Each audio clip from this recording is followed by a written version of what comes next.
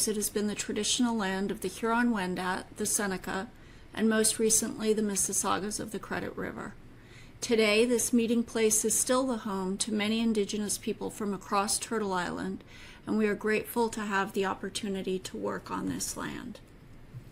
So today, the topic of the lecture is participation. And we start with the assignment for today. One of the readings was an article called "Participation is Not a Paradox" by Schlossman, Verba, and Brady. And so what I'm going to do is just sort of go through this article and describe what it says and offer a sort of a background to where this argument comes from. So the question is, the question I'm going to start with is, why is participation supposed to be a paradox? Who thinks participation is a paradox, and why do they think that? So I'm going to use this article to introduce concepts that we use often in the field of political science, concepts like collective action, public goods, and free riders. So political participation, from voting to campaigning, let me just go back to the previous slide. From voting to campaigning for a political party, registering voters, marching in a protest, making signs, standing outside for hours in the freezing cold, all of these types of participation, political participation, are aimed not at achieving some benefit for yourself alone. All political participation is aimed at producing a public good, a benefit for the world, a change in public policy. So rational choice, obviously, some people are participating politically for things that are not going to be a public benefit, but they are going to be a public good in the sense that once it becomes a public policy, everybody will have to live by that policy. It's not going to be something that benefits you alone. So rational choice theorists argue that very few people would logically decide to spend their time organizing and voting to achieve something that is a public good. And the reason is that public goods are non-excludable and non-rivalrous. And what that means is that from the point of view of the individual political participant, he or she will benefit from the provision of that good, whether or not he or she was active in producing the good. So a public good is a good where once it exists, it's available to everyone to enjoy. It's not limited to those people who are active in generating the public good. So let me give you an example. Say that you are going to get involved in environmental activism. Say that global warming is your thing. You're really worried about climate change and you spend all of your free time working on this issue. You protest against fracking, you get involved in political campaigns, you march, you make signs, you organize campaigns on campus. And let's say your efforts are successful. Against all odds, you convince all the major superpowers and all the primary polluters in the world to reduce their carbon emissions, to invest in clean energy, shut down the oil sands, to end drilling in the Arctic, and so on and so forth. And so global warming starts to reverse itself. The seas start to retreat, they become less salinic, the weather grows more stable and predictable, the polar ice caps stop melting, polar bears stop drowning and starving, and the Arctic waterways freeze over again, and all is right with the world. And say also that I didn't do a thing to make this come about. I sat around my office eating bonbons and drinking mint tea and delivering lectures, recording lectures. But I also benefit from the reversal of environmental degradation. My home isn't destroyed by hurricanes that were caused by unstable weather. I can take a cruise to the North Pole and it's still polar. My country isn't submerged by the rising ocean and I won't die of skin cancer caused by extensive or excessive exposure to ultraviolet rays. My children will be able to breathe clean air. They'll be able to go to the beach. These are my children. They'll be able to go to the beach. They'll be able to live on dry land, all thanks to your hard work. So in that case, the reversal of climate change, I'm arguing here, is a public good. In that case, it makes a lot more sense to be me, to benefit from the good that has been created by the hard work of others. It makes more sense to be me than it does to be you, because you're the one who's done all the hard work to reverse climate change or do whatever else, whatever other public good it is that you've created through your hard work, I will also benefit from. So it makes more sense to be me. And that makes me a free rider. I'm the person who benefits from the work of others without expending any energy. And the logic of rational choice theorists is that everyone would know that it makes more sense to be me, to behave like me, than it does to behave like you. So logical human beings would always choose to be free riders and let other people do the hard work, since they are going to benefit from whatever public goods are achieved, even if they didn't participate in making them happen or making them come about. So if the benefit or the outcome you're working towards is a public good, as it is in the case of political participation, it's not rational to participate. So that's the argument that this article is writing in opposition to or in answer to. They're responding to rational choice theorists who believe that it's not rational to participate. And Schlossman, Verba, and Brady are saying, okay, if that's true, what explains the fact that so many people, in fact, do vote and do participate politically? So that's the question that this article is trying to answer.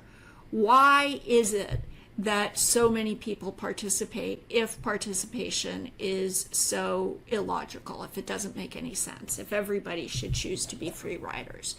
We know that they don't. We look out at the world, we see people voting, and so the question is why.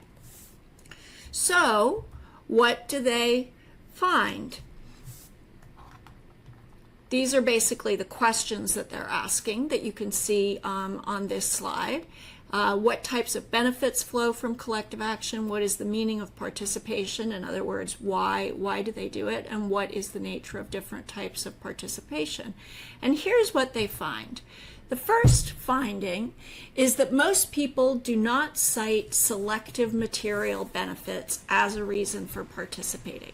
So a selective material benefit is a benefit that you'll only get if you participate. So a selective material benefit is literally, I'm participating, I'm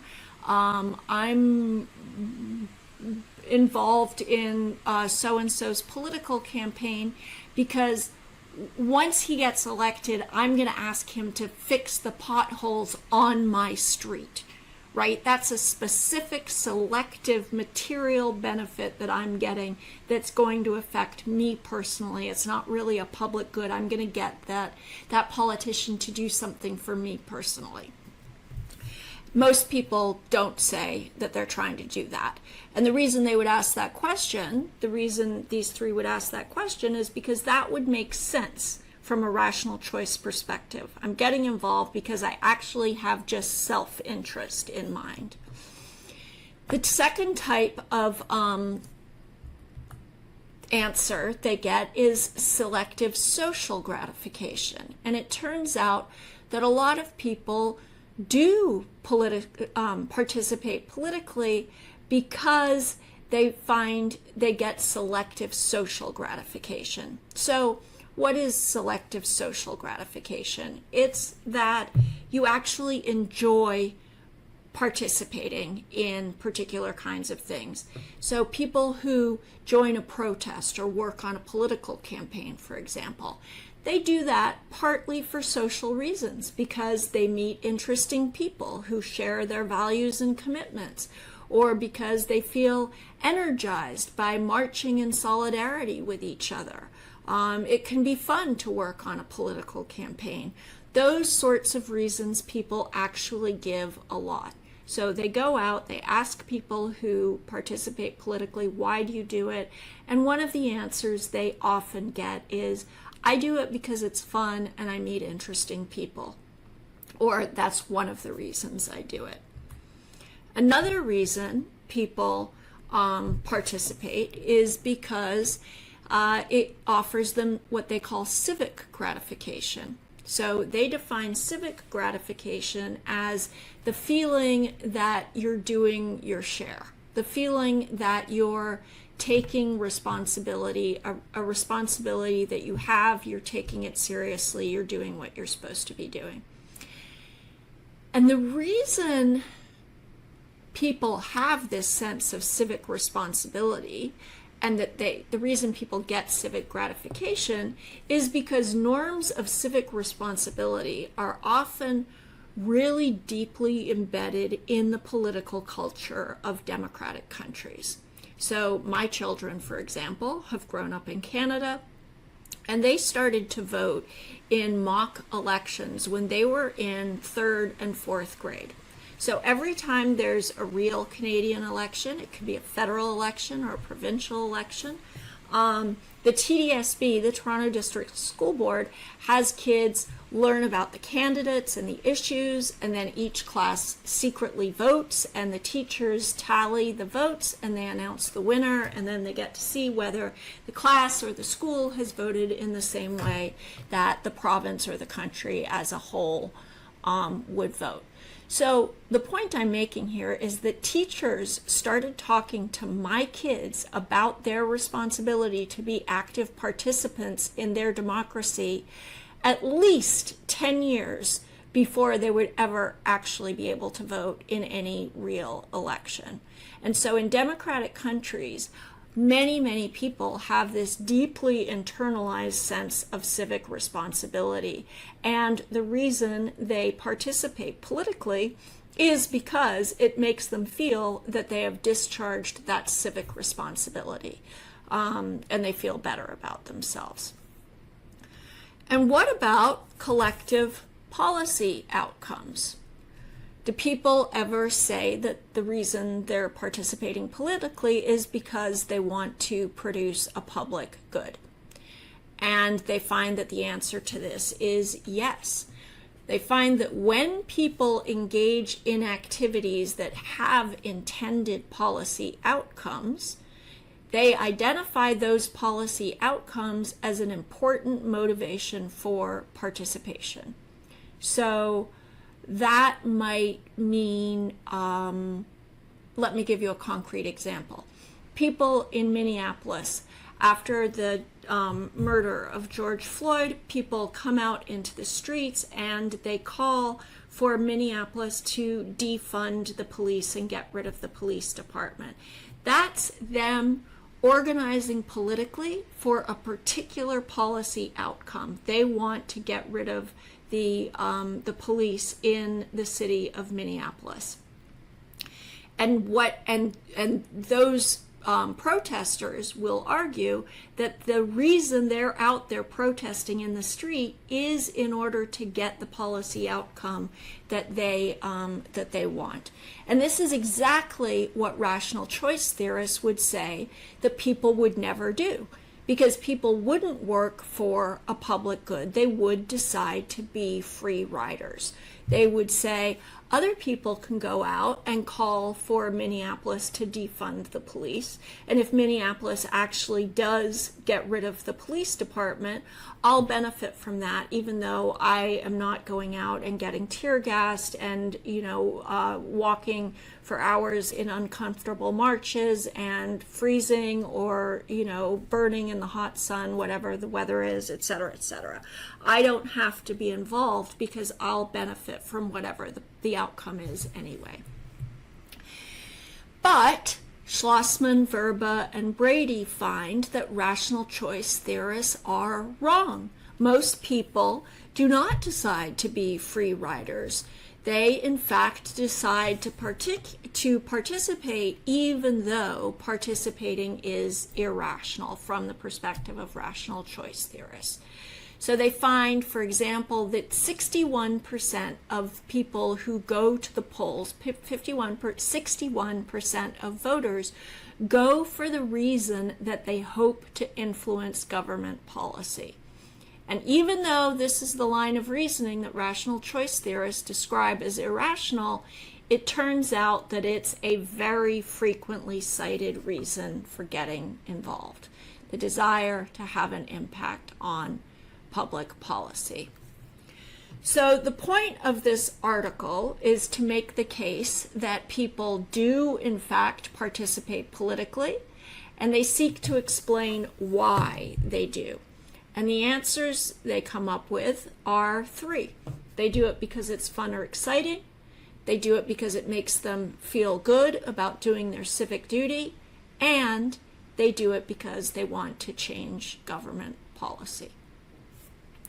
So now what we're going to do is pivot from political participation as a sort of a theoretical category to actual political participation in Canada.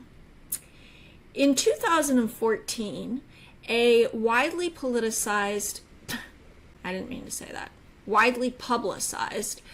report on political participation in Canada found that only 10% of Canadians had volunteered or donated money or joined a political party in the previous 5 years. So only 10% of Canadians had done one of those three things: volunteered for a party, donated to a party, or joined a party in 5 years.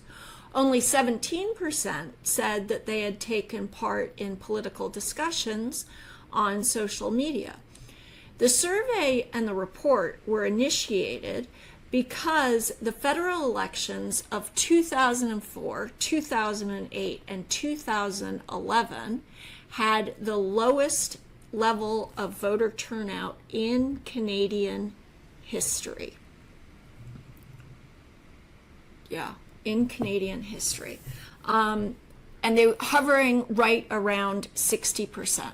So 60.9% in 2004, 58.8% in 2008, 61% in 2011. And voter turnout had been declining in Canada for over 20 years.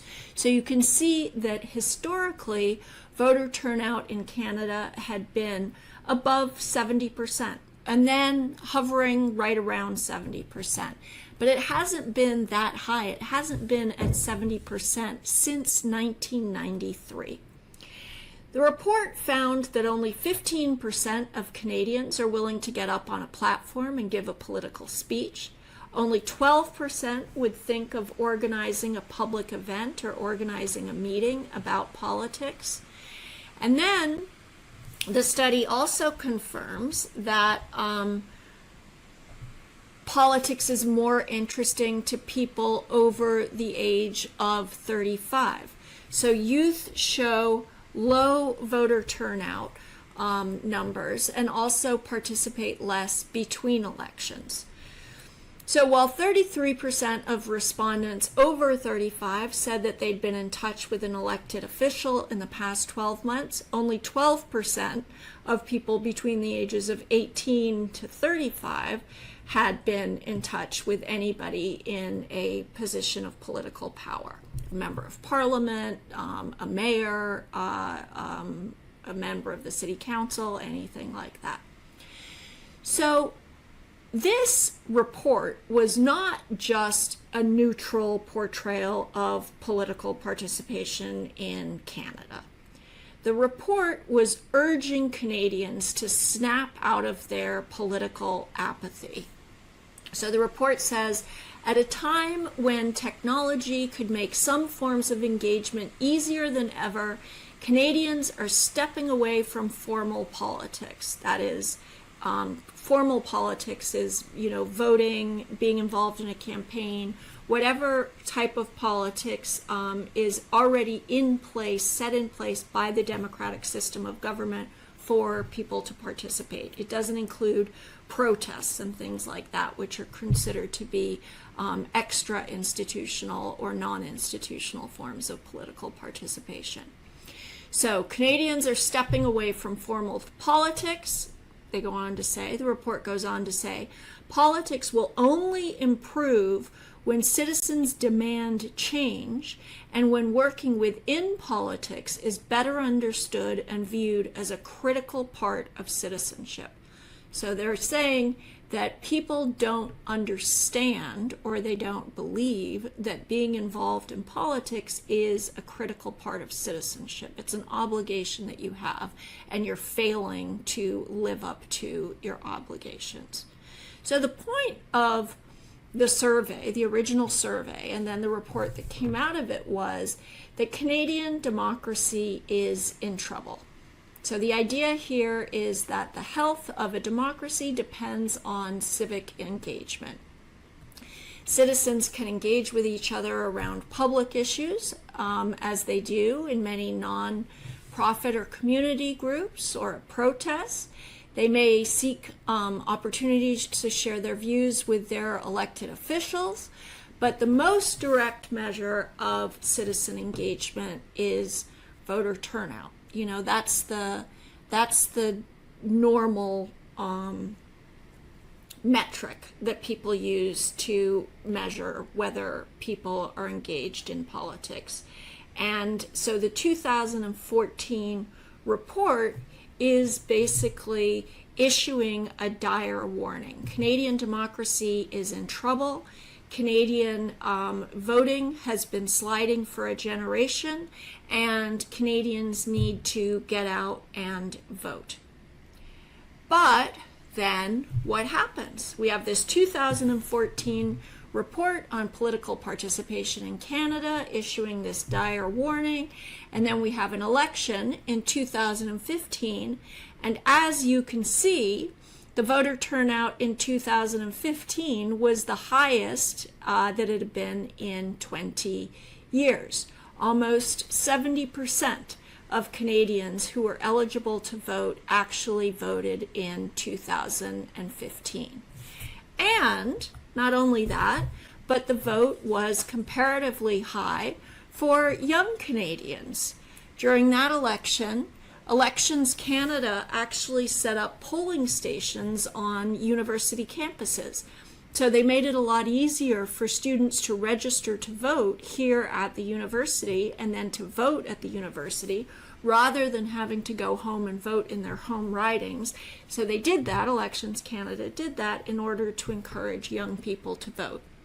So from 2011 to 2015, you have people voting at 38.8% in 2011 and 58% in 2015. So young people voting leaps 20% between these two elections. So here's a really, really interesting bit of information that relates to new voters between the ages of 18 and 24. In 2015, the Conservative Party received almost the same number of votes that it did in 2011. So just to remind you, the Conservatives won the 2011 election and they lost the 2015 election. But the party's support remained steady. Stephen Harper did not lose the 2015 election because Conservative Party supporters defected to other parties. He lost the election because so many new voters, young voters between the ages of 18 and 24, who had never voted before, supported the Liberal Party. So the Liberal win in 2015 was entirely a result of young voters. So now I want to talk a little bit about apathy, sort of tie this up. If people don't care about politics, if they don't discuss the issues, if they don't get involved, if they don't hold their representatives accountable, if they don't vote, if they don't join if they're not members of a political party, if they don't work for a political campaign, then what? What are the bad outcomes of this type of situation? So here, what I'm asking really is that 2014 report, which issued the dire warnings and is basically saying this is a disaster for Canadian democracy. Is that true? Is it really dangerous for democracy if people don't participate in large numbers? And my basic feeling about this question is maybe. It might be bad, but it might not be. So the reason it might be bad is that if you don't participate, you might end up with rule by the power elite. So the people in government, if they know that people aren't participating politically, if they know that voters aren't really holding them accountable, they're not paying attention to what they're doing, and they're not going to vote in the next election anyway, then politicians could do whatever they want. And politicians might get entrenched in power. You might have the same people getting voted back in over and over again because nobody's really paying attention. The people who want change are not getting involved. And so you have this sort of power elite that has control in Ottawa or in Toronto, whatever level of government you're thinking of, and they can do whatever they want. You also might have a situation where small minorities who have strong passions might get inflamed about fringe issues. And if other majority constituents don't get involved, they're not inflamed about this issue and they don't really care, then those small radical minorities might be able to carry the day and make policy in favor of whatever their issue is, and the interests of other groups in society don't get the same attention because they're not involved politically. Their voices are not heard, and so nobody does what they want to do. So those are the reasons that it might be important to get involved in politics. Those are the reasons that democracies might be in trouble if nobody's voting, nobody's involved in campaigns, et cetera, et cetera. But low voter turnout and low political levels of political engagement might not be a problem. They might basically be a signal that voters are fine with the status quo. Apathy might be a sign of a fairly healthy and stable democracy. Or it might be a sign that, there's not that much of a policy difference between one candidate and another, and so does it really matter if I vote in this election? Because whether it's the conservatives who win or the liberals who win, basically things are going to be fine or not much different for me, and so I'm just going to let whoever wins win. It also might be fine because obviously apathy can disappear quite quickly, as it did in 2015. So, you might have apathy one minute, and the next minute you have people pouring out into the streets. And so, maybe you just have to wait until a time when it seems that things matter to people. And when things matter, people are going to come back out into the streets or come back out to the polling stations, and they're going to register their voices and they're going to make a difference.